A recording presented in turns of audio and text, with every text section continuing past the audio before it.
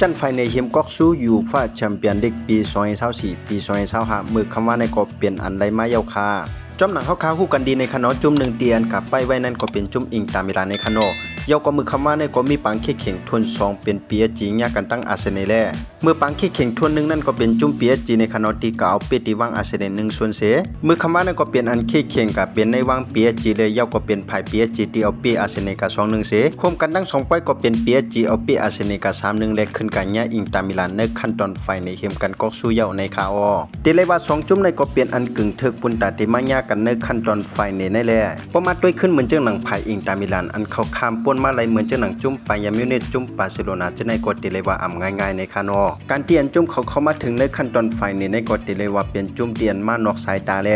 ย้อนตัวว่ามือไปเตะปังเข่งอยู่ฟ้าแชมเปี้ยนลีกในถูกผู้ลงเรียนไผ่คัดล้ำนอกเมืองเขาจะในเลสังเว็บไซต์ออฟตาเหมือนเจ้าหนังสุปากูบิลดาจะในคัดล้ำเอาไว้ว่าจุ่มอิงตามิลานในเตรียมตีก็ถึงขั้นตอนกว่าตาไฟในอำนั้นก็ขั้นตอนเปียดจุ่มก้อยในคาอเหมือนกันตั้งจุ่มเปียจีในก็อำไรคัดล้ำว่าจุ่มเขาเตมาถึงในขั้นตอนไฟในไล่ในคาแลเลยว่าปีในจุ่มใหญ่ในพรีเมียร์ลีกเหมือนเจ้าหนังจุ่มลิเวอร์พูลอาร์เซนอลตั้งแมนซิตี้ก็ตกเป็นเหยื่อของเปียจีหมดในคานอจะเรียกว่าจุ่มเขาในก็ยามขึ้นถึงขั้นตอนไฟในยาบวก1ในคานอในปี2019ปี2020ในปีนั้นก็ยากันตั้งไปยามิวนิตกวยการดีสิไลในปีนั้นจุ่มเขาก็เลยซุ่มปันเหมือนเจ้าหนังจุ่มไปยามิวนิตกัน1ส่วนเสยาก็เป็นจุ่มไปยามิวนิตตีไลแทนก๊อกสู้กว่าในปีนั้นในคาอพาอิงตามิลานในก็เตเลยว่าเหมือนกันได้จุ่มเขานั้นก็ยามขึ้นถึงขั้นตอนไฟในเข็มกันก๊อกสู้ยากันตั้งแมนเชสเตอร์ซิตี้ในปี2023ในแลยาก็เป็นไพ่แมนซิตี้ตีเอาปีอิงตามิลานไล่1ส่วนเหมือนกันเสยาก็ไล่แทนก๊อกสู้กว่าในปีนั้นถึงมาปีในเขา2จุ่มไล่ขึ้นมายากันในขั้นตอนไฟในเข็มกันก๊อกสู้ไล่ว่าเป็นอันถูกตีถูกเข้ายามและไล่ว่าเป็นอันกึ่งถึกตั้ง2จุ่มเยาะในคานอและ2กูในก็ติเข่งกันกว่าในวันที่1เดือนที่6ปี2025เข้ายาม2โมงกลางเนอตีวางไปยามิวนิตตีเมืองจามนีนั่นในคาอ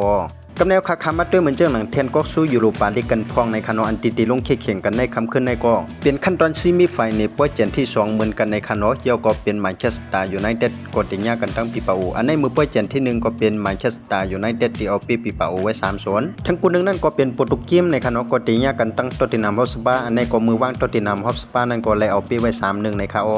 ยกก็ยูโรปาคอนเฟอเรนซ์ได้ก็ได้ลงเข่งกันในคำขึ้นในคานอในก็เป็นขั้นตอนซิมีไฟในป้วยเจนที่2เหมือนกันในคาอเฮาคำมาด้วยกันที่กูที่1ตั้งในคานอนั่นก็เป็นกูฟิโอเรนติน่าก็เตญากันตั้งเลียปิติดกูในก็เป็นเลียปิติดในคานอตีเอาเปฟิโอเรนติน่าไว้2-1ทั้งกูนึงนั่นก็เป็นเชลซีก็เตญากันตั้งเยอกาเต้นและอันนั้นก็เป็นเชลซีตีเอาเปเยอกาเต้นไว้4-1ในคานอพอคัดทั้งเสนหมดก็มีจังหนังในคานอสันเจว่าผู้ส่งกล้วยวัสนามน้องเขาเก็บด้วยส่งกล้วยลองข่าวสารน้องภายใต้ก็อย่าลืมเน็กไลน์เน็กแชร์ยกก็กดติดตามไว้ปันป้าพองในคานอเขาสามนังภายใต้ไม่สงค่า